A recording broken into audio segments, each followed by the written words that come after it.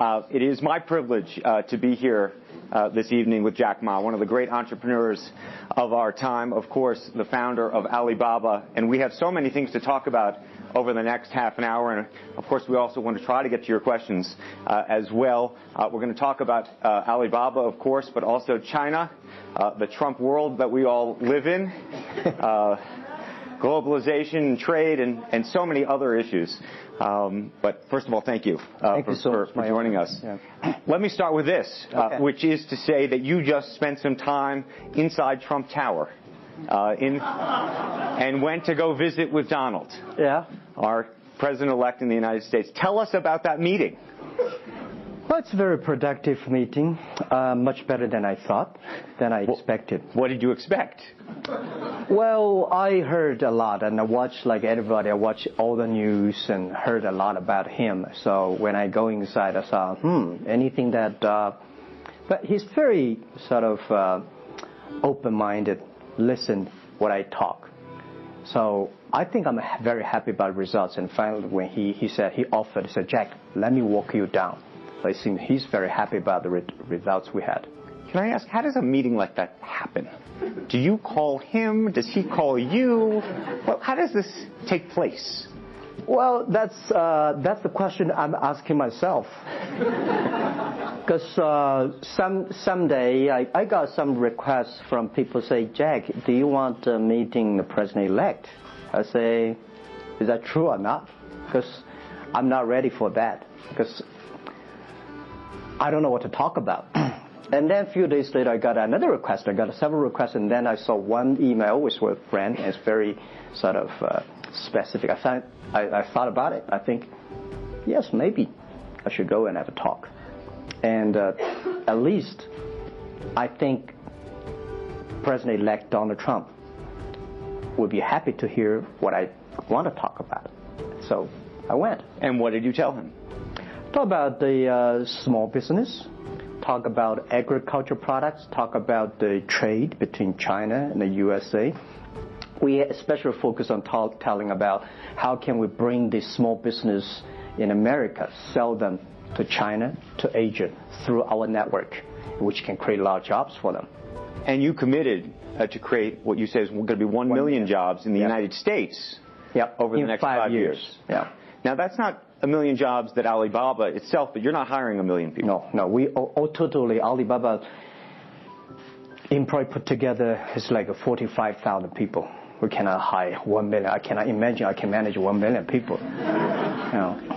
Explain to us how you think about the U.S.-China relationship, given some of the comments that Donald Trump has made about China being a currency manipulator. Did that come up during your meeting? Well, I think first, in America, there's a freedom of speech, right? So he can say whatever he wants, and I respect, I understand. But of course, I have my views. We did not debate about the China-U.S. trade or manipulation. We did not debate. We did not talk. We agreed on something. Small business, developing the Midwest America, helping the farmers there, small business there, to exporting to China. So we all agreed. But something that we did not discuss about the American the job losing to China, Mexico, and this. Can I share with you my ideas? Please. Yeah. First, I think 30 years ago, when I just graduated from universities, I heard America had a wonderful strategy. They outsource the manufacturing job, service jobs. They outsource the manufacturer to Mexico and China. Outsource the service job to India. There's a book called The World is Flat. Tom Friedman, colleague at the New York Times. And I think it's a perfect strategy. You know, that the Americans said, we just want to control the IP, we just want technology, we just want the brand, and leave the lower-end jobs for the world. Great strategy. And second is that the American international companies made millions and millions of dollars from globalization. The top 100 companies in America. Amazing. I remember when I graduated from university, I tried to buy a beeper, the Motorola beeper. Cost me $250. My pay at that time is $10 a month. as a teacher. And the cost of making that beeper is only $8 for a chip. Right.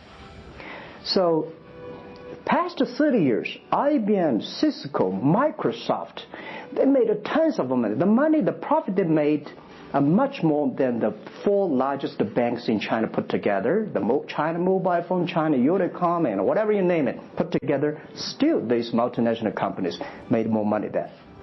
So their market cap grew more than 100 times in the past 30 years. But where'd the money go? This is what I'm curious, because as a business people, I always care about the balance sheet. Where's the money coming? Where'd the money go? Past 30 years, the American had 13 wars, spending $14.2 trillion. The money going there. What if they spend a part of that money on building up the infrastructure, helping the white collars and the blue collars? No matter how strategy good it is, you're supposed to spend money on your own people, right? Not everybody can pass Harvard. Like me, they're not good at education, right? We should spend money on those people who are not good at schooling. And the other money, which I'm curious about, is that when I was young, I heard America is about Ford and Boeing, those big manufacturing companies. The last 10, 20 years, I heard about is Silicon Valley and Wall Street. The money go to the Wall Street. And what happened? Year 2008. The financial crisis wiped out $19.2 trillion USA alone. They wiped out all the white collars and destroyed 34 million jobs globally. So what if the money is not Wall Street? What if the money spent on the Middle East, Middle West of the United States, developing the industry there? That could be changed a lot. So it's not the other countries steal jobs from you guys. It is your strategy. Okay, but you do not distribute the money and things in a proper way. This is what I. And now we're having a backlash. And that backlash is a rebuke of globalization. And so much of the conversation, frankly, that we have here, and that backlash is happening in the United States. But I will say President Xi was here yesterday. You had lunch with him. And he was quoting Abraham Lincoln. What did you make of that? Well, I would say that globalization is a great stuff.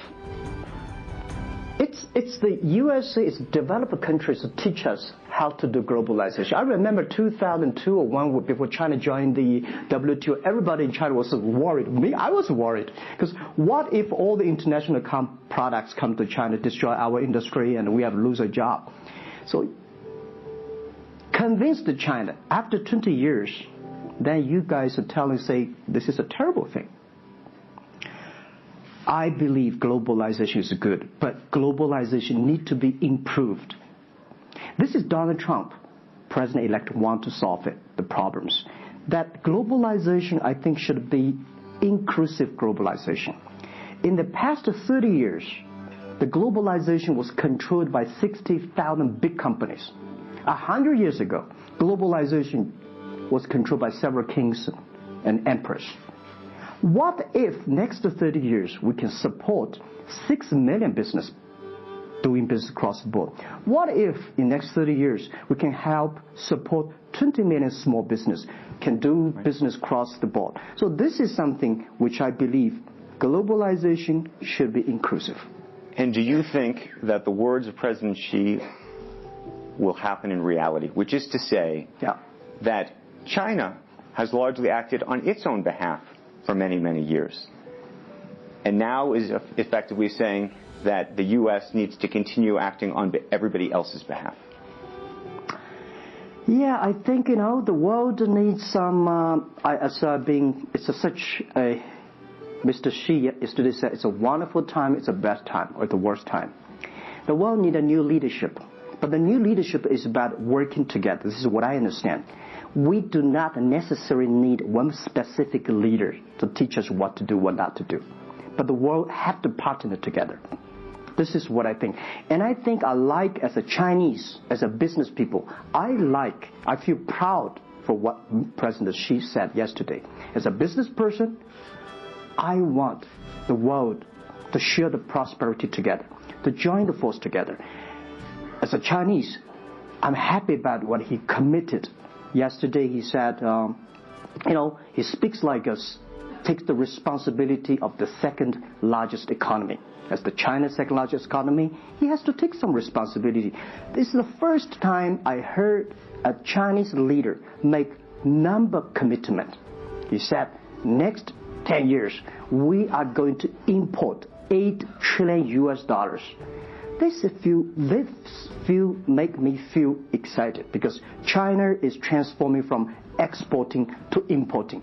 If there's a concrete number, if we can fulfill it, this is going to be huge change to the China and to the world. But don't you think that it's easier today for China to be interested in globalization because of the benefits that can accrue to China because you're continuing to develop than it is for countries that are, quote unquote, developed?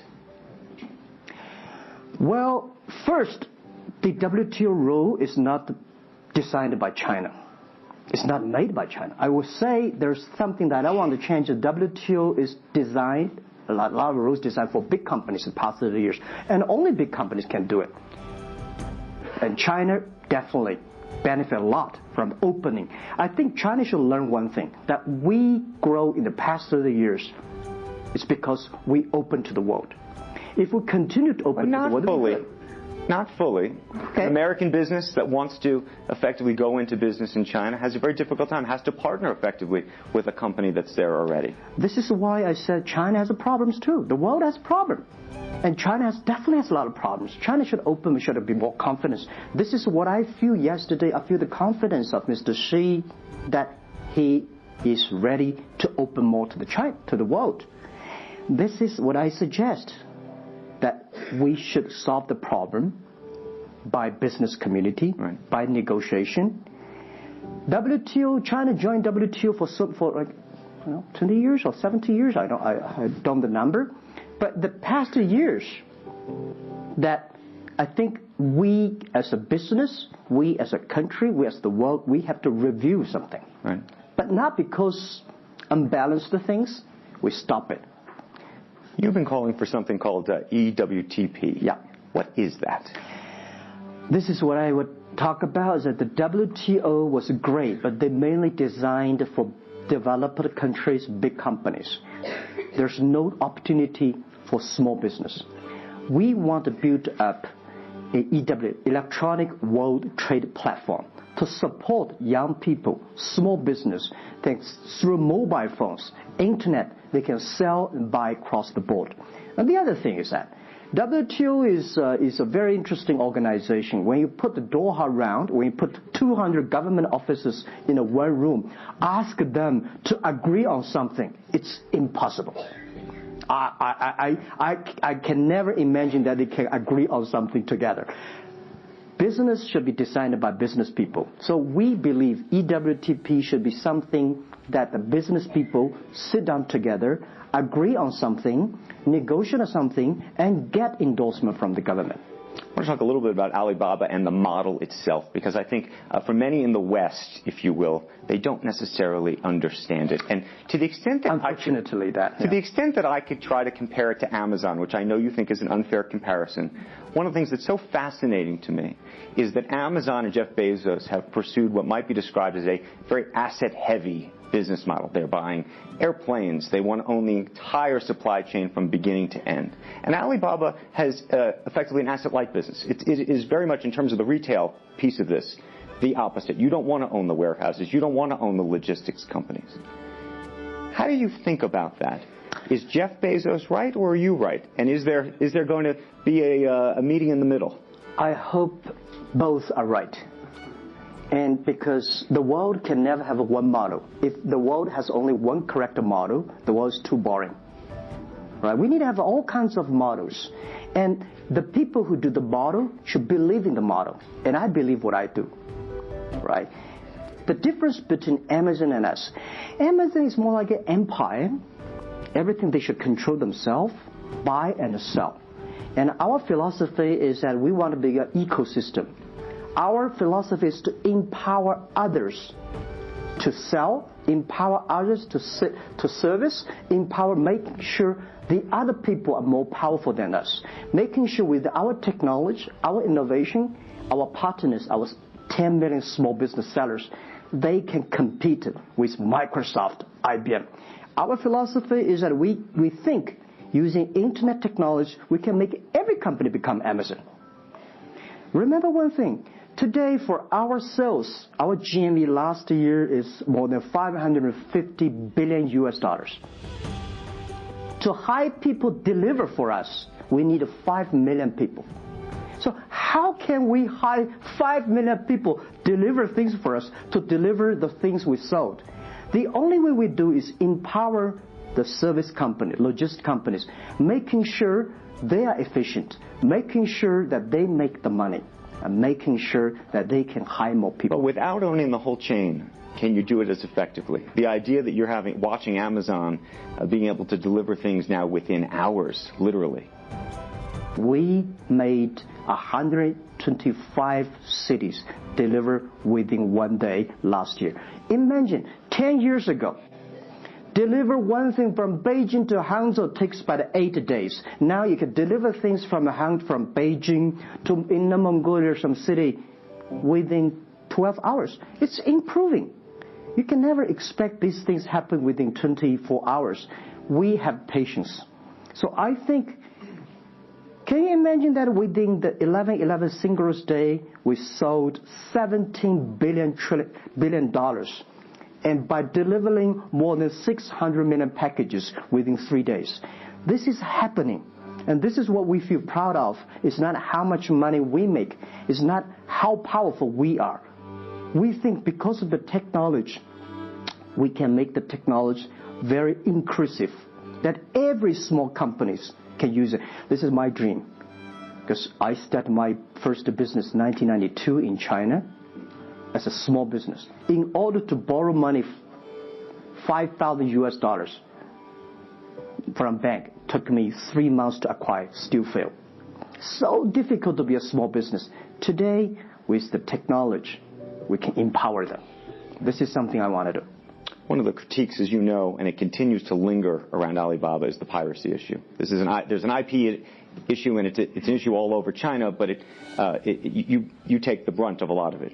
Yeah. How much progress have you made in your mind, and how do you think about some of the regulatory bodies in other countries, including the U.S., that continue to criticize Alibaba for these issues? First, when we start do this business, as a business like this size, you have to take all the criticism. You have to listen what is right, what is wrong. And second, as an e-commerce, when you put 10 million small business, empower them to sell. We do not like Amazon buy. We cannot check. Even when you buy $55 trillion or $550 billion, you cannot check every product. So the model itself and the e-commerce itself may have a lot of these flaws. And third, I would say in the past 17 years, we are the leader of this anti-privacy issues, the IP, protect the IP. But the second, we are internet companies.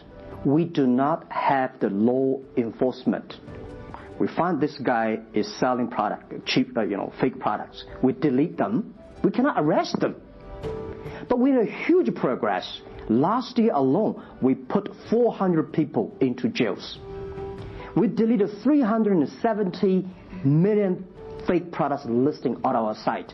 I would say we are the leaders, and we are using the big data to check who's buying, who's manufacturing, who's selling, what is the address. So now I'm happy about the whole world, especially China, all the government organization start to realize the issues. So I would tell you, good thing is that today, when you go to those criminal group, which I call them criminals, those fake products manufacturers, sellers. You praised the quality, though, of some of these. I would talk about it later, right? Those criminals said they can go anywhere but not Taobao and Tmall, because using our data, we trace where they are, who they are, what's the address, what the amount. And we will deliver this to the police station and working with them to arrest them. The quality issues is something I want to share with people. It's not about praising the fake products. I want to say that for so many years, those branded companies, you have to be very careful, because the fake products, their quality improving is scary. That is the difference between us. Because when you find guys, the thing that people said, this is fake. And you have to find people, you have to find a third-party institution to check it is fake or not. We find sometimes the quality is better. And I tell you, another thing is even scary. There's one branded company. He said, we are selling fake products. We check everything. There's nothing wrong. So we say, what is wrong? So we buy the products from his flag shop and deliver to them. They say, it's a fake. You know what I'm saying? Yep. We buy things from the flag shop of this brand and deliver back. It's the fake products, they say. So it's a bit confusing. Right. This is fighting against the fake products. Is a war against the human greediness. It's not easy. You cannot finish it, but you have to continue to fight. And I want to say we put 2,000 people, 1 billion RMB every year fighting against that. It can never finish the war within 2 years. But I'm happy. Whether people criticize me, criticize us, the most important is that we are happy about the progress we made. Right. But if people praise me, so, when people say, Jack, you're wonderful, I know I'm not wonderful, right? Oh, Alibaba's great. We are not great. We are just a 17-year-old company. But when people say, you're doing nothing, no, we are doing a lot of things. But you don't have to argue. You don't have to debate. You do what you believe.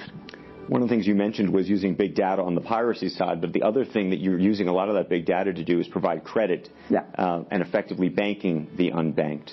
And what's so fascinating to me, and I hope you'll share it, is we've talked about the Sesame credit. Yep. How you are able to use big data effectively to figure out who deserves credit and who doesn't in a marketplace where some of these people had no credit history before. Okay. Well, before we do that, we had a system called Teach Computers to learn how to anti-fake products, teach the computers to learn how to, because we have Alipay, a lot of people try to use all the ways to cheating. So we teach the computer how to do the cheating things. So we've been doing that for 10 years. Until now, there's called artificial intelligence, because we've been doing that. We are a data company. 8 years ago, we said to ourselves, Alibaba should not be an e-commerce company. We should be a data company, because we have the data from consumers, we have data from the manufacturer, we have data from the logistic companies and transactions. But we think how we can make a data really beneficiary to the society. What China needs is that we have a lot of great people. All the small business, they are very credible, but we don't have a credit system for that. So how can we using a credit rating system based on the data we have to giving everybody a Sesame rating system? That is so powerful in the past 4 years, because every individual, every small business, if they have been using our services, we give them a rating system. So we're giving loans in the past 5 years. We're giving 5 million business loans. They only borrow $5,000. 3 minutes, we can decide whether we should give you money, how much you want to give. Within 1 second, the money will be in your account. And 0 people touch. So we call it 310. And even today, the Sesame rating system become people dating. The mother-in-law want to say, hey, you want to dating with my daughter? Show me your rating system of the Sesame card. So it's so funny. We go to people want to rent a car, people want to rent a bicycle. They will say, show me your Sesame cards. Good. Because if they do not pay back, if they do not fulfill, the rating system is going to low down and they can never rent a house. This is what we want to build up, the system. That if you sell or buy fake products, the Sesame cars will show. I'm going to open up to questions, but a final one from me. There's been a lot of speculation that you're going to get into the business of Hollywood. Your name has appeared, Alibaba Group, at the beginning of a couple of big films recently. What is the ambition for Alibaba in the entertainment world? The beginning was like this. Several years, every 5 years, we have a review for our strategy. Now, our strategy is always to look at the 30 years and 10 years. And every strategic decisions we make, we have to ask one question. Is this decision we made solve society problem? Because we believe the bigger social problem you solve, the more successful you are. So if this cannot solve any social problems, we don't do it. Second, is this project is going to be successful in 10 years? If it's going to be successful in 10 years, let's do it. If it's going to be successful in 1 year or 1 month, now more I would say, forget about it. Because why you can be successful in 1 year or 1 month? So we all have to put plan. And 5 years ago, we had a big debate about 10 years later, 20 years, what are the things that China society and the world want? So we say happiness and health. 2H strategy. So happiness and health. We believe Hollywood, the movie industry, bring people happy. Because today, nobody's happy. Rich people not happy, poor people not happy, At least when I watch a movie, I feel happy about it, right? So I think we should partner with the Hollywood, especially like a lot of, we have a different way of living. In China, the movie, we have a lot of heroes. But China movies, heroes always dead. The American movie hero never die. If all the heroes die, who want to be the hero? So my movie, I want to make the hero live. Right, so this is I think we should learn a lot. And it's only about 2 years, so we have another 8 years to go. I want to make our company that it's not e-commerce. It's something that giving people inspirations. Giving people, because I learn a lot. For example, I always say that my favorite movie, Forrest Gump. Life's tough. This is I learned, and that inspired me.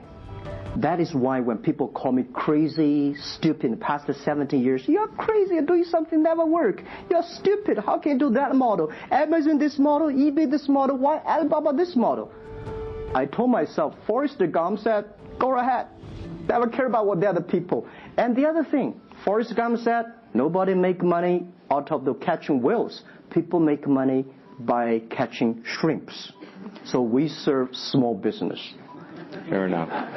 Jack Ma, we should probably end it there because we're going to run out of time, but I thank you. Thank you so much for the conversation. I promised we'd sneak in a question or two, and we literally have 2 minutes, and they're going to get upset with me. If you have a question, and we're going to, I got to beg you to do it within literally, a second. So go for it right there.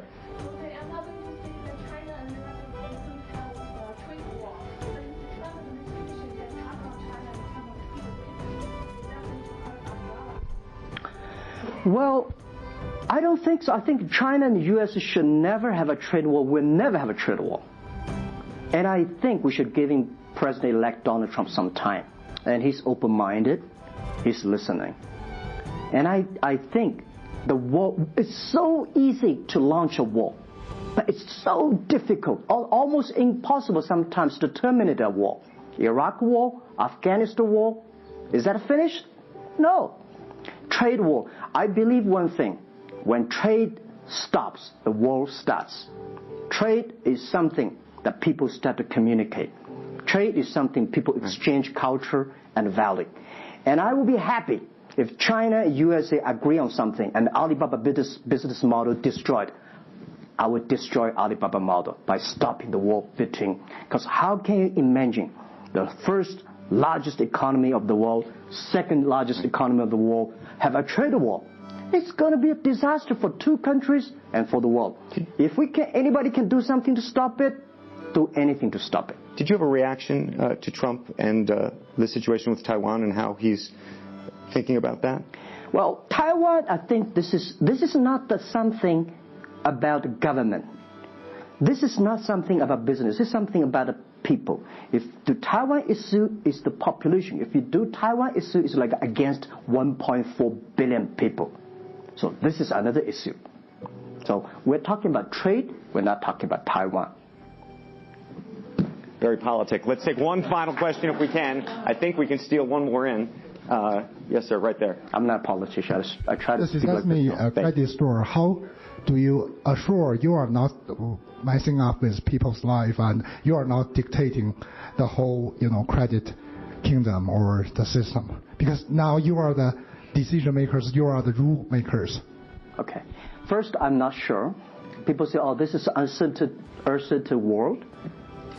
Every day is uncertain. The only certain day was yesterday. I'm not sure about that in the future I would dictate, I would be stupid. That's why I should retire early when I'm young. That is why I have a lot of things that I dream I want to do. I want to do philanthropy, I want to be a teacher, I want to go back to school, I want to do the environment. And the world is so wonderful. Why should I be the CEO of Alibaba all the time? I'm coming to this world not to work. I want to come to this world to enjoy my life. I don't want to die in my office. I want to die on the beaches. It's a wonderful message. Jack Ma, thank you for the conversation. Well, can I say one last thing? Yes, please. I just want to give my last advice to any people here that every government should pay attention to in the next 30 years are critical for the world. Every revolution, technology revolution takes about 50 years. The first 20 years, technology company. Next 30 years, the implication of the technology. Focus on next 30 years. The first 20 years, eBay, Amazon, Facebook, Alibaba, Google. Good. The most important is that make the technology inclusive, make the world change. This is 30 years. Next, pay attention to those people who are 30 years old, because those are internet generation. They will change the world. They are the builder of the world. Third, that let's pay attention to the company who have fewer than 30 employees. So 30 years and 30 years old and 30 employees. That can make the world much better. Jack Ma, thank you very, very much. Thank you. Thank you. Thank you. Thank you. Thank you.